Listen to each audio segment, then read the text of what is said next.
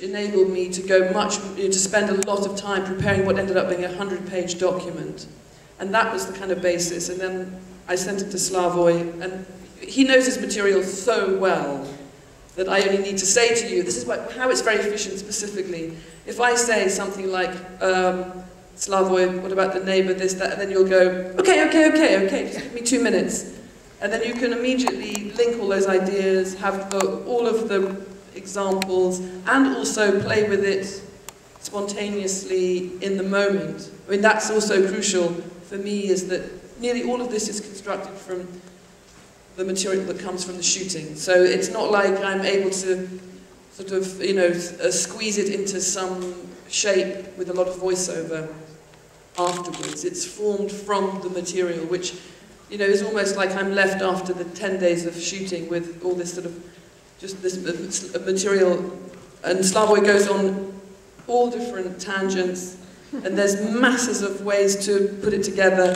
But in the end, it's got to be a film that works and progresses, and everything can relate, and it has that sense of cohesion.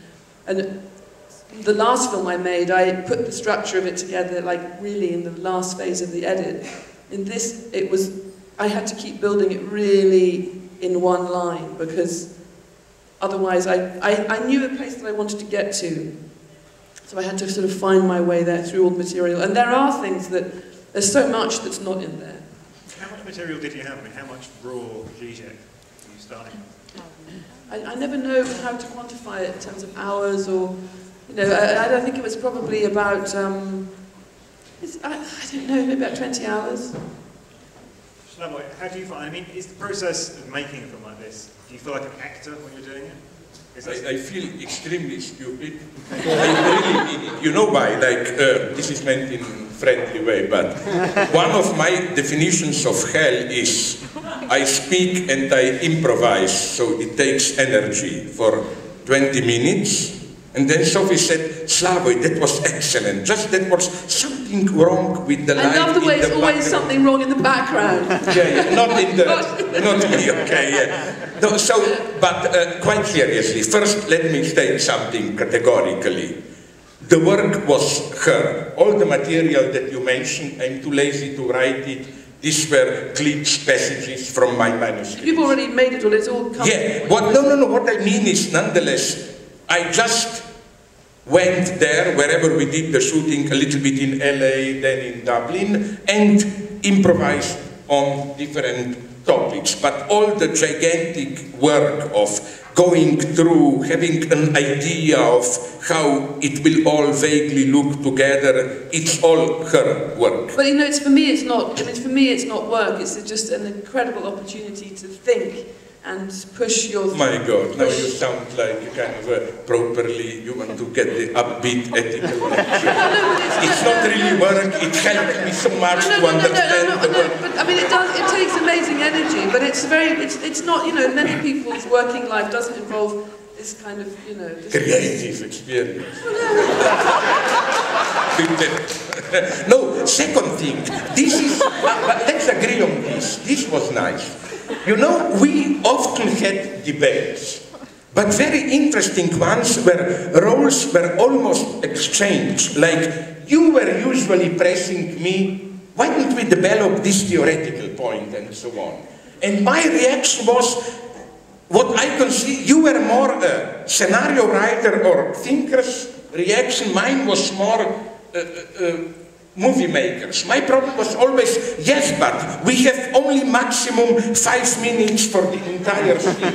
Can we really put this point in? Can we illustrate it with visual material? So I like this very much, how we almost exchange roles. You worried more about theory. I worried more about how will it look cinematically. This reminds me of a beautiful joke that I was told now in Moscow when I was there 3 weeks ago. We did, Gagarin, the first cosmonaut. When he came back, that's the big joke there, I know it from my book, but it still circulates. First he was received by Khrushchev in 56, 7 or when, and he tells Khrushchev privately, Comrade General Secretary, I was up there and unfortunately I must tell you, I saw angels and God, there is God. And Khrushchev tells him, I know, just don't tell this to anyone. Okay. Then next week, Gagarin makes a world tour, goes to Rome, and meets Pope and said, you know, Holy Father, I was up there, just sky, no God. And Pope tells him, I know. Don't tell this to anyone. We were somehow, I'm going to now go even further in the opposite direction that you would want me to go in terms of transcendental experience. But it's a bit like, you know, when musicians, it's fascinating when you see musicians working together and they kind of understand what where the other one might be going. In stupid improvisational jazz, but which it's like, yeah. I'm not academic, I don't know these ideas, but I trust that you know, that I will suddenly try something, I will throw it at you, well, what about that? And then it's a bit like that, it is sort of improvised, it is spontaneous. That was one of the first things you said to me when I first proposed. It sounds you said more like some kind of a new age bullshit. No, it wasn't. You just said, wait, can I finish? This is the relationship in action. No, you said that when Lacan was doing anything filmed, it was always so controlled in advance. Absolutely, yes. And you didn't want television, you know, 50 minutes interviews. It was all totally controlled. So you didn't want to have that kind of control. And I love also not having control. I like letting it happen and then I can, in the edit, spend a lot of time forming it. But I'd like the feeling of letting it. No, I'm serious. Didn't we learn nonetheless something? This type of open space for improvisation and so on really works, at least with neurotics like ourselves, only if you nonetheless have, as a kind of a safety network, a well-established project. And I simply work on the basis of what's exciting me, and I think, well, if it's exciting for me, then, you know, it's exciting. You know, I can only judge in the end my own response to the ideas. But you were both having to think on your feet as well, because I mean, this wasn't just a case of taking Slavoj's work and just, you know, and Slavoj then reading it out loud. No. Work from 5-10 years ago. The London riots, I mean, I came out to see you on set in Ireland when you were filming the Titanic scene being shot at that point. The London riots had only just taken place, so the material that you're talking about in the film. Yeah, but I already had a text. I already wrote the text. Okay, right. But it was like, you know, everything that's happening in the world today is sort of suddenly suggesting itself and how it relates to not just what's in the film, but everything that's on the cutting room floor, you know. So the London riots were so, they had to be responded to. It was extraordinary what happened there. Ridiculously, we only have time really for one last question, which is obviously you talk in the film Slavoj about taking off the glasses of ideology. No, putting them on. Putting on and taking for these 2 years of maybe not Gulag re-education. Oh, fine. First, you know... Your eyes will be plucked out. He's not joking. Tomorrow you bring it to me. I want you to take a piece of paper and write, you know, like in elementary school, 50 times. You put the glasses on. When do you need this card? 100 lines. That's fine. Yeah. Putting them on or taking them off. How instrumental is cinema in that? We're at Toronto, we're at the film festival. How important is film? How important is it that you've made this statement on film? No, all I'm saying is that I still believe that, okay, let's be clear and let me admit it openly. Around 80% of time when I write about or talk about film, I do one of the two things. I either use mostly narrative just to illustrate a theoretical point, or I use reference to cinema to analyze today's ideology. It's only, I would say, maximum 20% of my writings on cinema where I really do film analysis. Some things on Hitchcock, maybe some Kieślowski, some Tarkovsky, just a little bit. So what interests me, and this is what our film was about, is to use cinema, especially Hollywood, as the place where you can get our everyday ideology which really forms, articulates our daily ideological experience, where you get the tendencies at its purest, in its, as it were, distilled pure form. And I think it's more true than ever. For example, another thing that we didn't have time to include, but you can find it everywhere, maybe some of you know it on the web.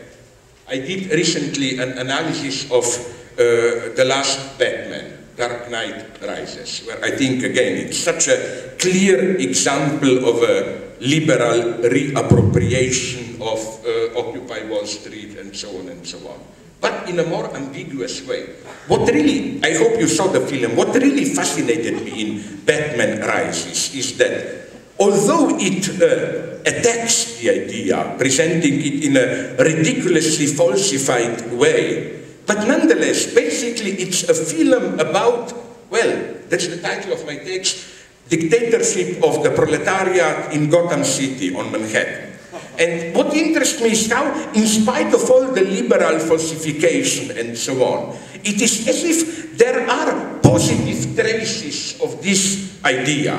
Like, isn't it clear that the only authentic spirit of love and sacrifice is precisely between Bane and, I forgot her name, Marion Cotillard, I think, the evil couple, and some other things which makes it so interesting, and so on. So, for me, it's a nice example of how, although it's the Dickensian slandering of popular uprising as terrorist and so on, traces, it's as if the film cannot totally erase the traces of the utopia which are there. It's so clear that, for example, again, Bane, which is supposed to be the bad guy, is the only guy who does a beautiful work of love.